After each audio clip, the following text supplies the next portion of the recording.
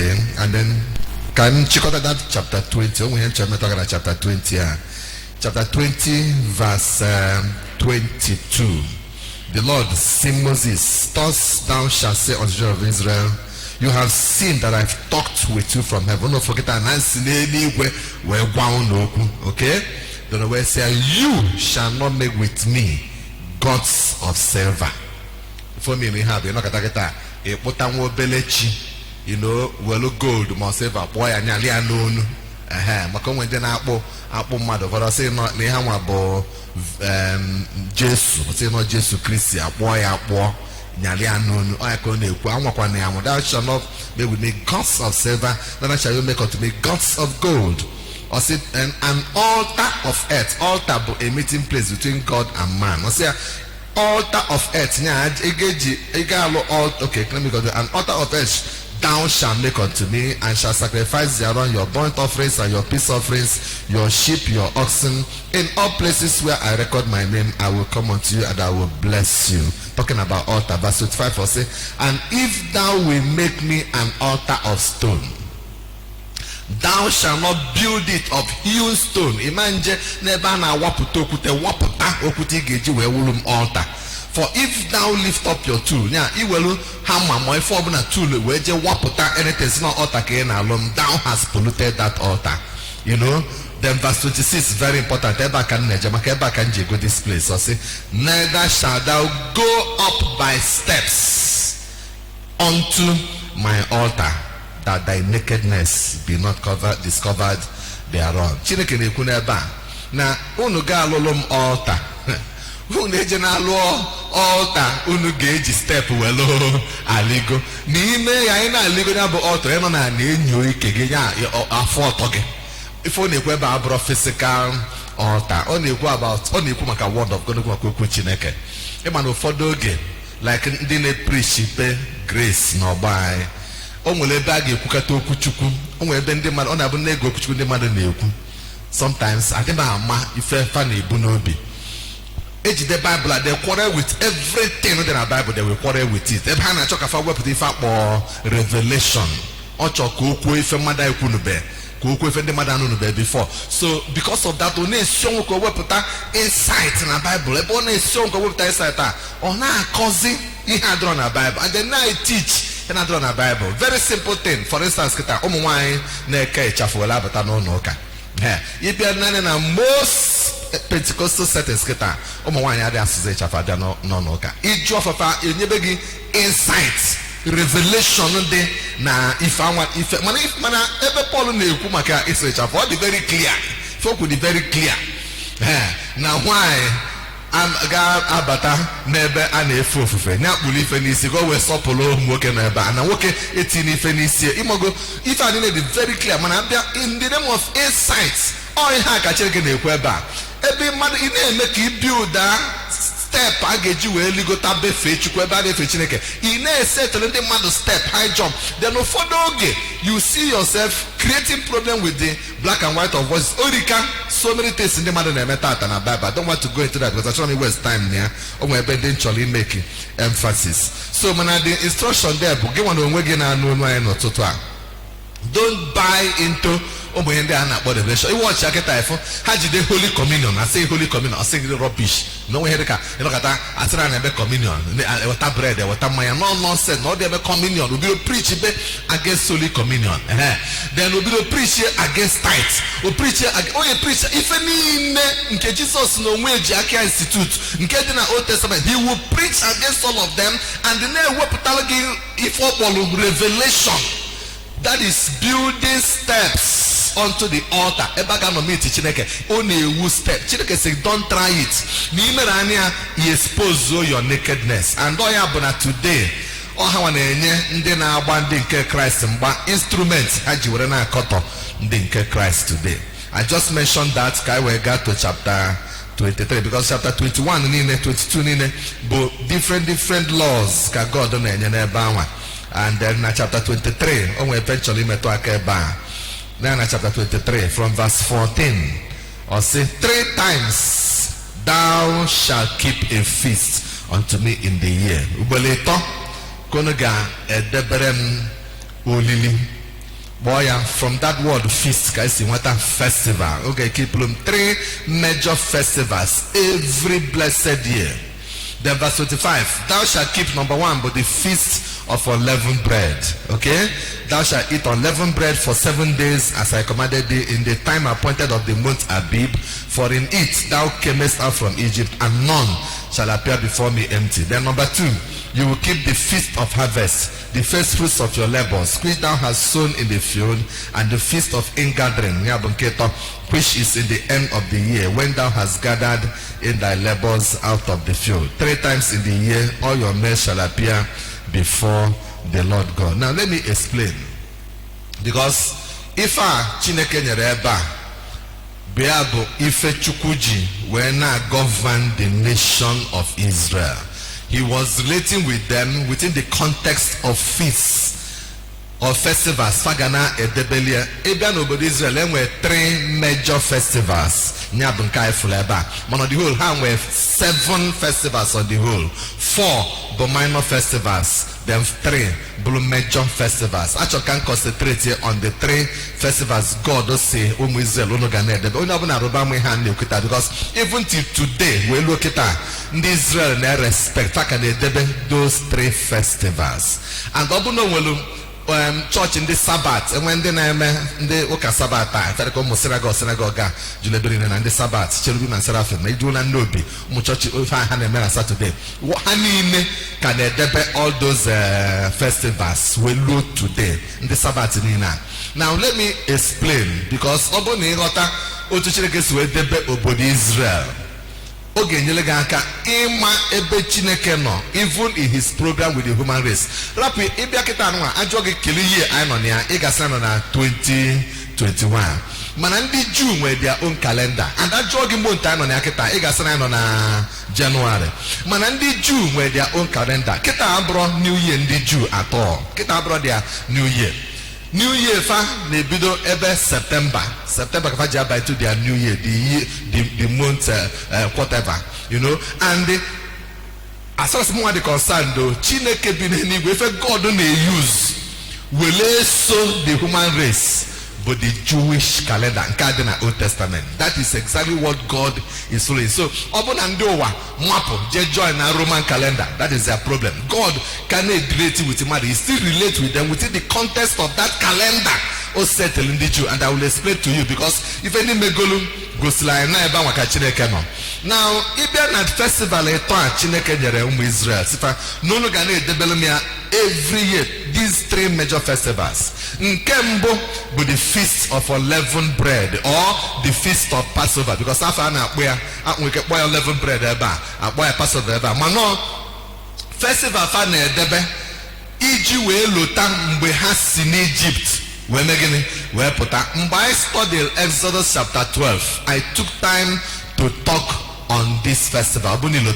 Na Exodus chapter 12. If any now we full melona feast of Unambum Israel Sina Egypt up Tana Baniawa Apple Abane Passover Abane that angel Jidendi Egypt Bucha Fene Chireke Walum Israel fan Beba Utagesi Wepota Matolo. Okay, till Exodus 12. Let me recapitulate. Let me remind you of some of the things that we said then. It is Exodus chapter 12. In Anya na verse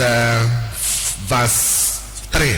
Verse 3 says, speak you unto the congregation of Israel, saying, in the 10th day of this month. In the 10th day of this month, they shall take to them every man a lamb, according to the house of their fathers, a lamb for an house.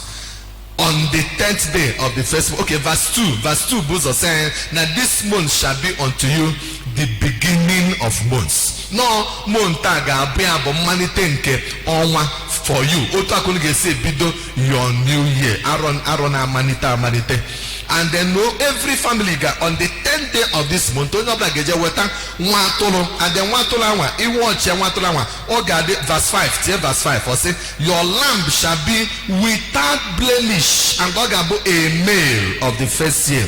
You shall take it out from the sheep or from the goats. Now verse 6 where say, and you shall keep that lamb until the 14th day of the same month, then the whole assembly of the congregation of Israel shall kill it in the evening. Now look at the instruction.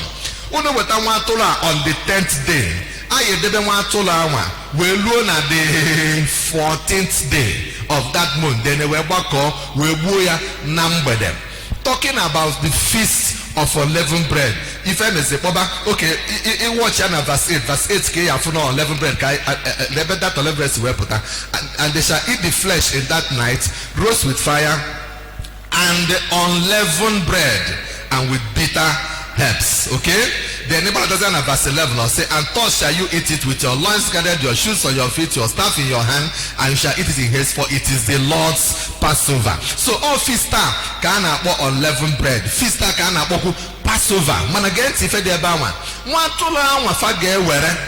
on the 10th day. Only on the 14th day. Now, Jesus himself, but Jesus said there were choka or Jesus bịara dịka nwa atụrụ anwa a ga-ewere n'etiti ụmụ Israel. And ya kpata iwu ọcha efu na Jesus ụbọchị a na-akpọ ụbọchị a sị nọ Palm Sunday, ụbọchị a na-akpọ Palm Sunday, he now triumphantly moved into Jerusalem. Okay, as nwa atụrụ anwa ọ bata. That day was the 10th day of that particular year, na that year. That was 10th day of the first month of that year. He now entered. Now from the 11th day, ebido, was the Holy Week today. Jesus gather so many things. Mana Chineke kunona on the 14th day so it was exactly on that 14th day ka ejide Jesus buoya as the Passover lamb. If I want to Good Friday. Okay, so if they watch every now and Chineke kubasalo the festival of Passover, Hanine bezuni me Jesus. No day I want to between Palm Sunday and Easter Sunday. If I want to Holy Week. Now, open if you watch ya. If una Chineke settle that festival or that festival de belie ka ụmụ Israel na-eme wee na-echeta mgbe si na Egypt wee kpọpụtafa mgbe ha si na bondage Egypt wee pụta. Jesus bịazịa wee mezuola anya ka wee na-echeta mgbe Chineke wetara ọkpara nwa ya ọbịa nwụọ wee gbapụta ụwa niile na-agbụ nke mmehie.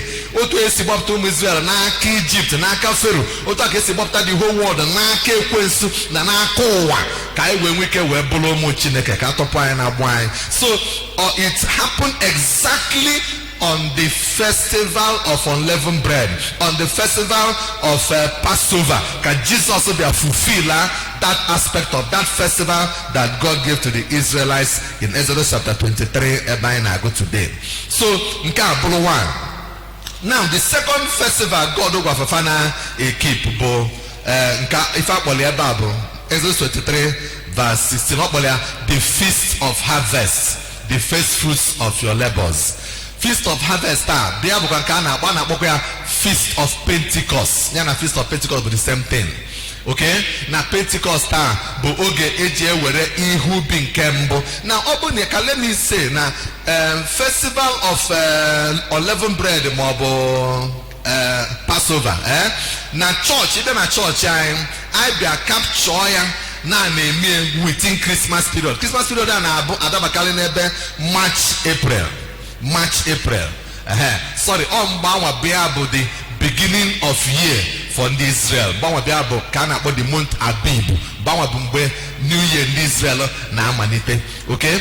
Now, ọ bụrụ na ị bịazie watch ya, the second festival God nyefe ebe anụ ka akpọ Feast of Harvest. Maọbụ first fruit or first fruits. Ọ bụrụ ka bụ first fruit, no, Feast of Harvest or Pentecost. Oge a bụ oge eji echeta ha na-ewere mkpụrụ nke mbụ. Enwekwa Feast of First Fruit ndị na-abịa closely to it, mana Feast of First Fruit bụ a minor feast, ọ bụrụ a major feast. The major feast bụ Feast of Pentecost. Na Feast of Pentecost ha na-ewu n'oge a ka ha na-etinye aka webata ifu bi nke mbụ. So ị bịa na church, ndị church capture ya na-eme Festival of Pentecost May June, ọ na-abatali around June. And n'ime June anwa ga-eme Pentecost ka Chineke in his wisdom in that particular year ụbọchị mmụọ nsọ decided ka mmụọ nsọ bịa wee bet ya the church. God decided to do it while the people of Israel came to celebrate the feast of Pentecost. Lọta na feast of Pentecost and ndị Jew not all over the world they say Bob na fan nata na Jerusalem. So on that day ndị si ebe dị iche iche abịazịa ka fa bịa mmemme Pentecost. God decided to now establish or bet the church in power by releasing the Holy Spirit to come upon them. That Holy Spirit signifying the first fruit of Christians that will come up and receive the Holy Ghost, speak in tongues. If I would the birth of the New Testament church, if I would the first fruit of Christianity, I was the offspring. If I see na that day where put so all to commemorate that Pentecost, can God do well with a monster where birth here. The New Testament church go we respect ya festival na ha ga keep eba for every festival God nyere ha Chineke na abobia o mee something gbalo iji we go see why he told them to keep those festivals. Those festivals are not like nukute signposts in God's relationship with the nation of Israel. Now after the Pentecost, it gives birth to the church. The next festival only a major festival, if Feast of Ingathering. Ingathering na Feast of Tabernacle, Feast of Booths. Oge eji ewe hubi. You watch in Israel, but na September, October. The time anifa kolonubi. Aputasigo and then bokotazi ji ma everything and pack in oba. So now that feast of ingathering now gather fruit bokotazi here in nubi ka pack ya no ba ka we bido we bakwazi oge agaji we che mba ga akokwa ihe ozo na mmemma akpo ingathering now look at it oburo Chineke gwalo human beings mana human beings no n'ụwa na ndị na-achị ụwa niile as I said, between September, October, they are mostly on September, most years. Now, what happened, Bona? Leaders in our Chihuahua, where Mbanocha First World War, not Second World War, how we decided to have Otuge Jikotambo Wani non Hapo United Nations. Mbe establish United Nations, how we decided United Nations, Nagane Hapo United Nations General Assembly. The General Assembly head of states of all the nations of the world ga bialele gbakọ n'ebe akpọ na New York. Abịa na New York ha nọrọ for some days. Ndị ọbụla bịafa based on state nke bịa okwu ifenya na ife na-eje kwuo ifenya na country a na-eme ọcha onye nke abịa anọrọ ebe ahụ wee chịkọọ otu esi eme ka afọ na-eweta udo n'ụwa. Now look at the point there. That point ebe na-aga within that time. And if you watch every year, that United Nations General Assembly now clash with Mbejeme Festival of Ingathering. On a clash with Mbe Chineke Gwalundi Jew Fagejeme celebrate this Feast of Tabernacle. Why is it like that? And why would you bolo na New York in America? United Nations General Assembly. Why would you New York choose? Now, if I make it I shall go Rubiama because for doge I don't know election in America. The mother see can you go to Nigeria interested na politics in America? Why would you sell the Nigeria? But Nigeria on Nigeria, Nigeria on America, na corner, Baka, politics in America, then on Facebook, even in Instagram, then on social media, would you and I corner and do to Trump and do to Biden? And for another, Trump in America, can I say bye? Come back in Gentin if I'm the Pukitamaka, Ebakiam went to answer. Obroso na America, Obroso na Nigeria, Ije na India. Ije na Venezuela, ije na Iraq, ije na Iran, ije na Britain, ije na Israel, ije na Ghana. Onwere obodo nọ n'ụwa adịghị shake ma America na-eme election. Every nation of the world na-esota n'ụwa. Not even China, activity na-akwụsị na ya, activity na-akwụsị na Russia. Obodo niile nọ n'ụwa na-akwụ stand still.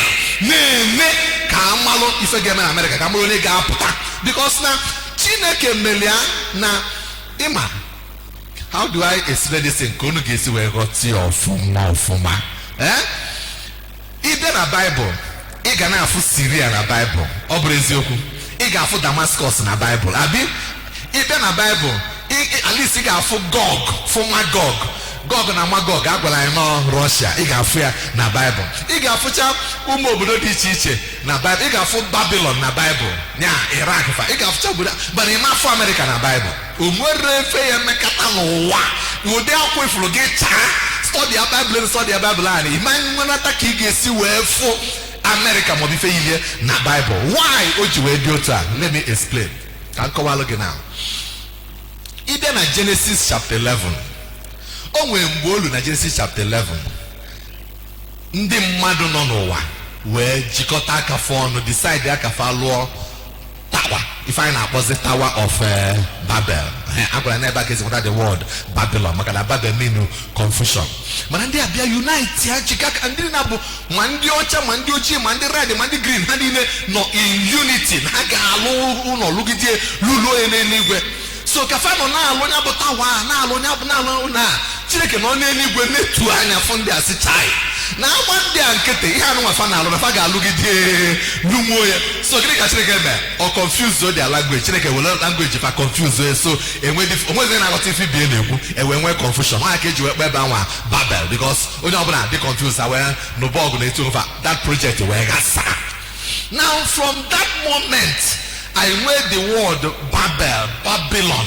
Now if you guys see in the New Testament, in fact even in the book of Revelation ebe ndị gbara rekwa agụ Chineke je nwe ihe o je zo na ya bụ book of Revelation tiegodila okay before nkwo maka book of Revelation ka m kọlụ gị ka esi establish obodo aba America ị na-anya kịta ebe na America enwe 50 states na America 50 onye ka enwe na Nigeria 36 mana even America one state na America for instance California but the fourth largest economy in the whole world. That is if na ndị kasị nwe ego n'ụwa ịkpọ America as a country kpọọ Federica China kpọọ Federica Germany kpọọ Federica Russia fa ịghọtago the next ị ga-akpọ abụrụ California ha kacha obodo ndị ọzọ nations dị n'ụwa wee nwee ego.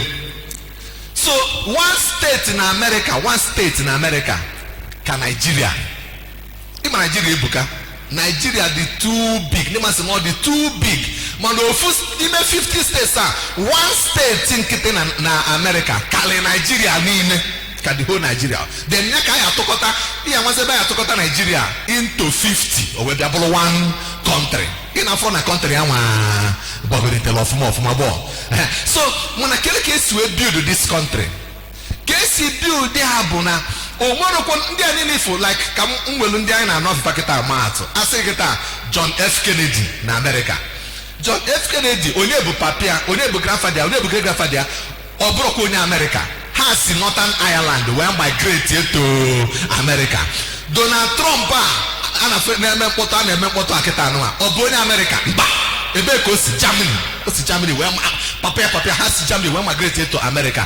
Joe Biden akịta ewepụta president ọ bụ onye America mba ọ migrate onwere ofu onye Nancy Pelosi na-abụ speaker na-eme mkpọtụ ọ bụ onye America mba fa niile fụ na America from A to Z enweghị onye bụ blooded American. All of them migrated from one country or the other into that America. So has from different nations wee gbakọ ọnụ wee build this great country, build the otu esi wee build Babel, Tower of Babel na Genesis chapter 11. I'm going to na now.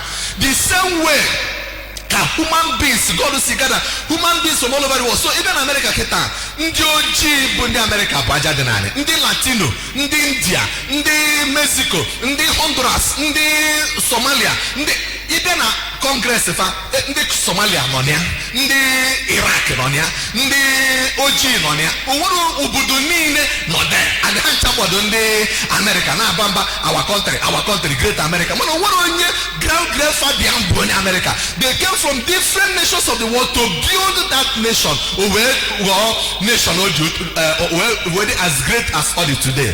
So ibe n'anya Chineke in God's own perspective On for America as another Babylon, a gathering of people from different parts of the world to establish a Babylonian empire. So even a Revelation, till Revelation chapter 18, let me show you, chapter 17. Revelation chapter 17. Till verse 4. Let me see verse 4. Verse 4 where it was talking about the woman. And the woman was arrayed in purple, and scarlet color, and decked with gold, precious stones, pearls, having now watch, I'm having a golden cup in her hand, full of abominations and filthiness of her fornication. Let me explain again. If the whole nation gather na New York City, emblem New York City. Emblem for one woman cup na if the statue of liberty. Thank you. Statue of liberty. Now, why here will cup? Man, I never if you trace that statue of liberty, Jenna Google statue of liberty.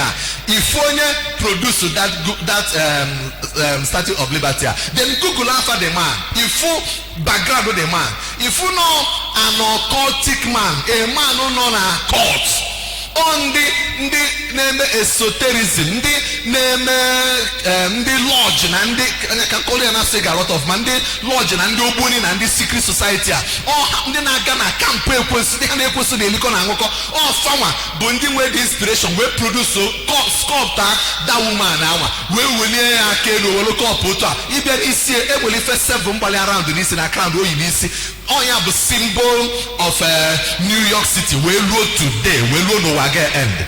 But Bible caption verse 4 that woman was having a golden cup in her hand. Now, if you a cup full of abomination and filthiness of her fornication. See verse 5. Verse 5 will say, and upon her forehead was a name written. Give me the name. Also no mystery.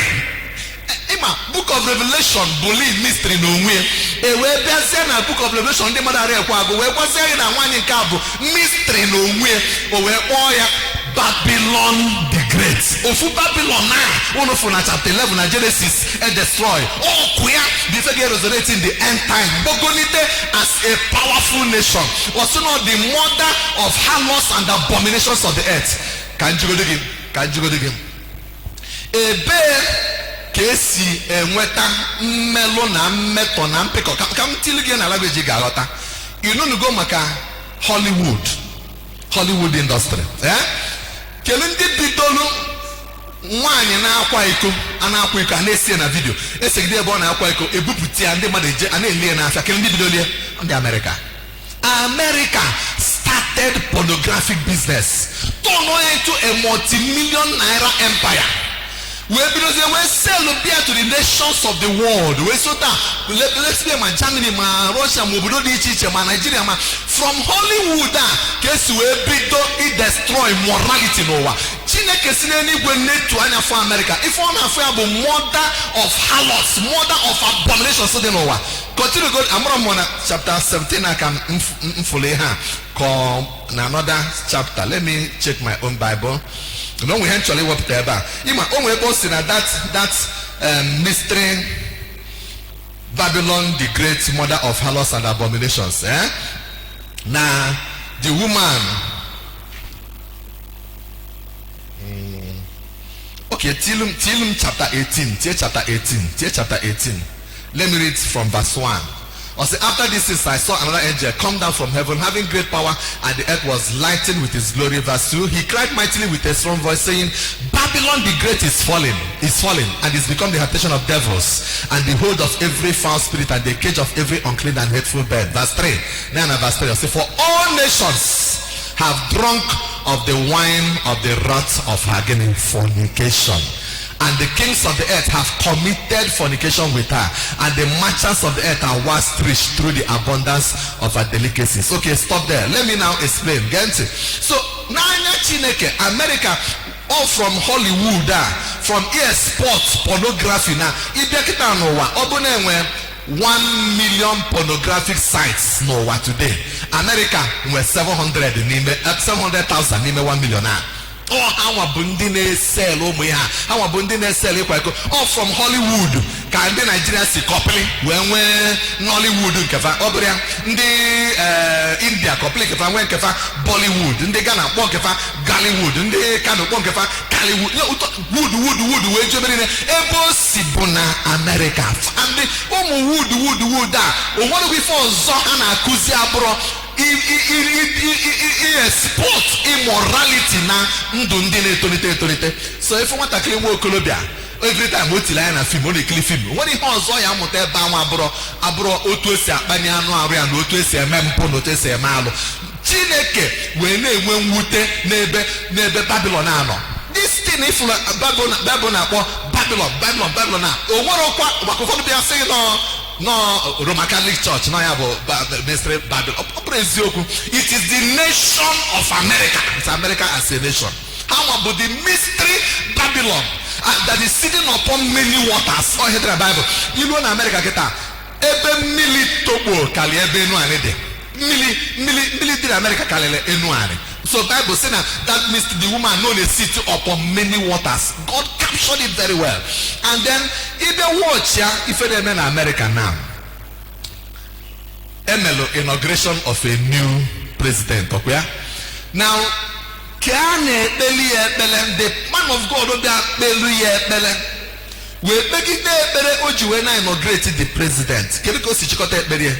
In the strong name of our collective faith. Amen. In the strong name of our collective faith. Because it's not corporate faith. Because it's not getting one faith. Or say amen. He couldn't mention the name Jesus. And the lieutenant, this man, only sit on top of the highest, greatest country in the world, representing the human race as far as the concern. But the whole head of state, guy, a meeting na New York, na better can and on all but I need than a Bible. So why is it in this nation? Nation they founded upon Christianity, nation they founded on Christian values. Persecution in England, Christians also from persecution and when Europe, but also about America. They found America with Death Spring. Na internet type or Mayflower agreement or yes Mayflower brother Spring no Mayflower bafa Ubo Haji were also and persecutor had the born again and persecutor in Europe for where put to America where for a free world if I got away expressing their faith. However, where their constitution for where then in God we trust. Christian nation manalize president can inaugurate now 2021 they couldn't mention the name of Jesus. Chineke fufa mystery Babylon the Great and Odedafa Lugonso. Man, one day I will take time make a teaching on America as a nation because so many things when I talk about that nation, I talk from the point of revelation. Abroad Donald Trump, abroad Biden, abroad issues. Okay, those of you now care watch if I never because I don't watch all those things. Come on, when they watch if they follow na almost handles. So how I took them can say now yesterday and I inaugurate the team and they have ministers. If you potaloka omel acceptance speech woke team mamado balafon dimba we put away say no choko kene President Biden no golianande the word iso well lola manana no dey take one position for granted no choko kene I want to appreciate my husband my husband also and I was Mr. if you dimba ozo balafon kunaze also no my husband in the presence of the whole world. That will show you foundation can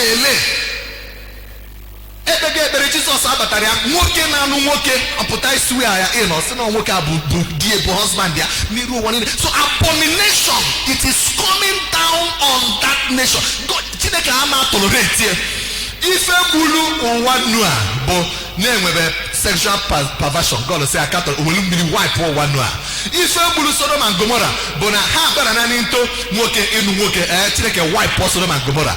Ọkwa ifuru America n'ebe ọ na-eje kịta, God will not tolerate it. Ịgụọ Revelation chapter 17 ka nye gị assignment, jee gụọ Revelation chapter 17, gụọ Revelation chapter 18 ebe God na-ekwu maka Babylon the Great and ife nya bụ Chineke ga-eme.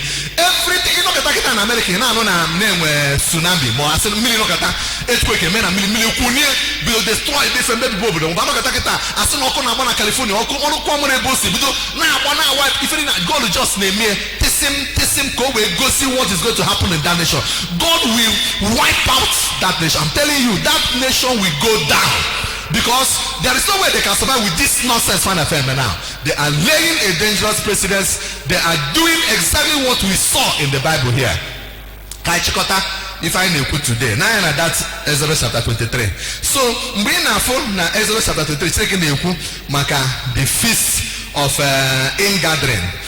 A na-eme time ndị United Nations ji agara na New York. Abia ekpokọta the nations of the world. Many theologians believe na rapture ga take place. Not the likely not take place within the context of that particular festival.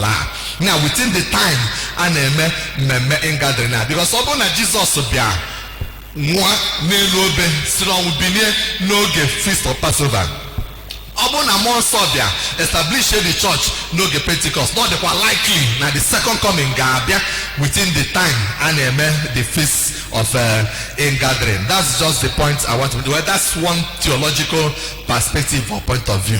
So God was telling them these three festivals, you must keep it, you must maintain it. And as I have pointed out, Chineke na-esi na those festivals are well, how he relates with the human race. Let me conclude Exodus chapter 23 by moving fast to verse 23. Can I have verse 23? Okay, verse 22, sorry, let's start from verse 22. I said, but if you will indeed obey the voice of the Lord and do all that I speak, then I will be an enemy to your enemies and an adversary to your adversaries. Also, for my angel shall go before you and bring you in unto the Amorites, the Hittites, the Perizzites, the Canaanites, the Hivites, and the Jebusites, and I will cut them off. Chineke na-ekwefa nkwa unu rubere m isi mmedu unu baa na ndị Jebusites na Hittites na Perizzites na Amorites na welani ha nyefee unu n'aka. Then na verse 24 unu baa na ndị anwa because na mụ Chineke adịghị tolerate any other god. I'm a jealous God. Verse 24 says, thou shalt not bow down to their gods nor serve them nor do after their works, but thou shalt utterly overthrow them and quite break down their images. So wipe it out. I don't want competition. I'm a jealous God. Then when you do that, verse 25, 25 and 26, I'll say there, and then you shall serve the Lord your God. And when you serve him, the Lord will do what? He will bless your bread and he will bless your water and he will take sickness away from the midst of you. Verse 26, I said, there shall nothing cast their young. Amen. Miscarriage among you, and nobody shall be barren among you in the land that I'm giving to you. And the number of your days I will fulfill. Amen. Untimely death. So can you mention again in Kweba? God is saying, I am taking you to this promised land. Now, just bend the hand down.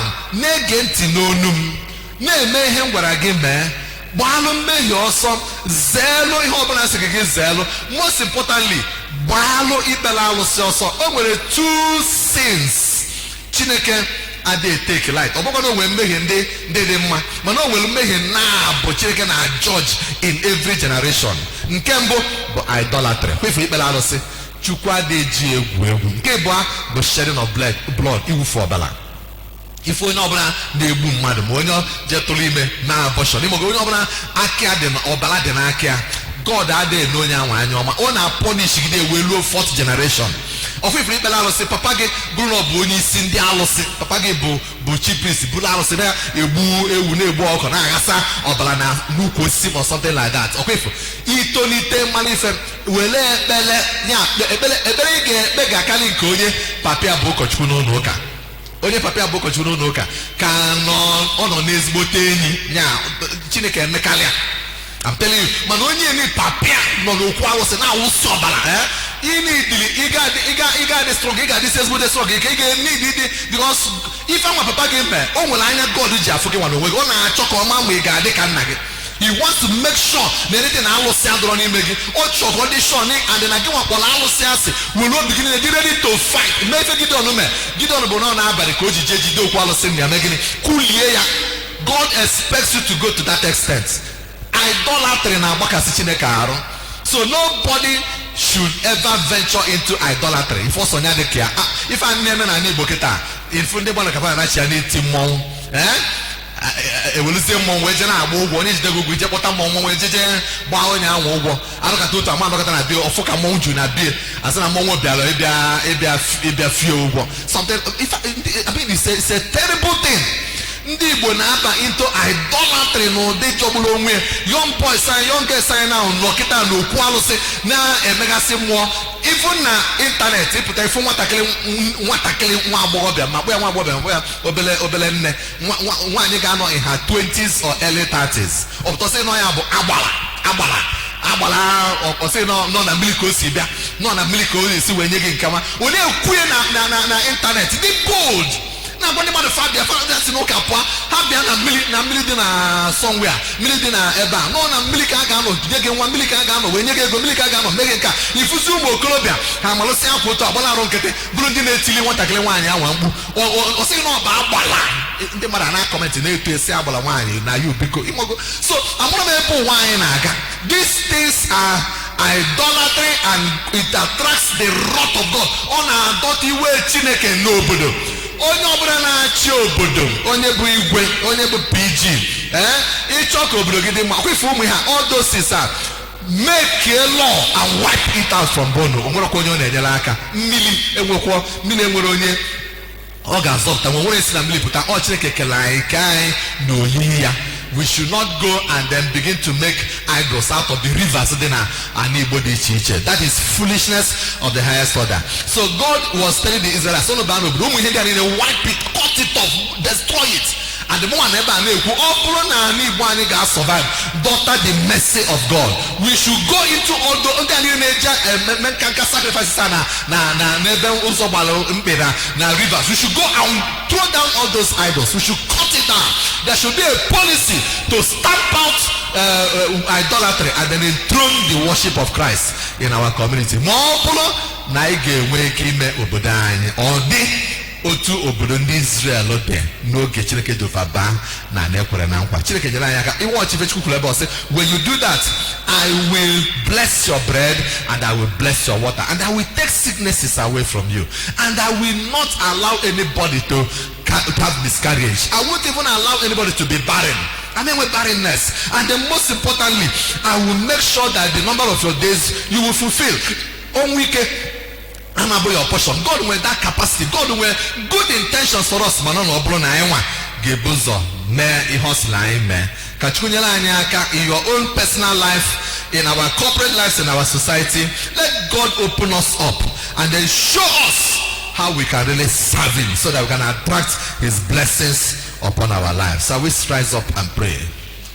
I na-ekele gị nna anyị nke eluigwe maka tata na maka weekend a idula anyị wee bata n'ime ya.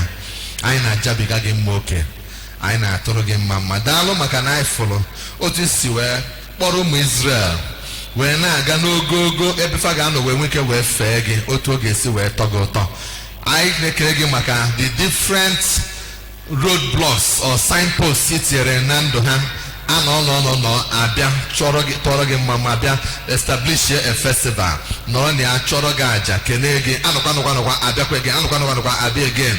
That 3 times in a year they will come for major festivals, but 7 times in a year, 4 minor festivals, 3 major festivals. These things kids when they program their lives. If you name have okay, we make a hamara nambe na gana abia na echomu hanirugi so that haman wear hearts for any other God. Haman wear room to worship another God. I na yogi Chineke nyere anyị aka ka anyị dị so addicted to worshiping you in our generation. Onye ọbụla nọ n'olu m n'ụtụtụ a ebe ọbụla ndị mmadụ na wee na-esere anyị Chineke, I pray for your people.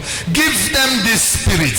Give them this grace so that they will be addicted to serving and to worshiping you with their whole lives in their own generations in the name of Jesus Christ. Onye nwe anyị na-ayọ ebe ikwere anyị nkwasị na ọ bụrụ na anyị banye na anyị awa ị ga-enye anyị that when we clear idolatry, clear the issues that has to do with unrighteousness and immorality, that you will come and bless our bread and bless our water. Anyị na-ayọzi gị Chineke gọziere anyị ihe oriri anyị, kwee ka anyị bụrụ ndị ga-anọ na ihe nri jubiga oke, ka anyị nwee more than enough. Ekwela ka onwe n'ebe a ga-anọ nọrọ n'agụụ, ekwela ka onwe n'ebe a na-amanage. Anyị na-ayọ onye nwe anyị, bless the works of our hands, bless our businesses, bless our going out, bless our coming in. Ndị bido businesses ọfụ n'ime arọ ọfụ a, Chineke bless their businesses, bless their enterprise, bless their labor, bless their hustlings, O Lord, so that tupu arọ a na-agwụ ha na-echi anya azụ, they will have every cause to glorify your name. Anyị na-ayọkwazi gị onye nwe anyị, take sicknesses away from us dịka ikwere na nkwa n'ebe a. Asị na enwere onye bigolo afflicted by any kind of virus, any kind of sickness, infirmity or disease, Lord, we demand divine healing, perfect restoration. Ebe papa anyị nọ, ebe mama anyị nọ, ebe ụmụnne anyị nọ, onwe nwanne anyị ọbụla nọ na akwa ya Chineke anyị ayọ gị, take away their sicknesses from them, restore their health in the name of Jesus Christ.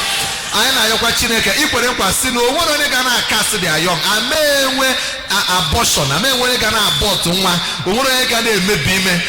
Nye ndị niile bụ ndị dị ime n'etiti anyị, nye ndị niile dị ime na anụ onu anyị. Father, these children itigoro n'ime afọ ha, the children will stay, nothing will happen to them. In the fullness of time, they will be delivered of their babies to the glory of your name in the name of Jesus Christ. Anyị ayọ asị na enwere ndị dị barren, ndị na-achọ mụrụ nke afọ, ndị na-amụrụ ife a ga-esi wee nweta nwa. Oh God, we pray, let the power of barrenness be broken now irretrievably in the lives of those people in the name of Jesus Christ.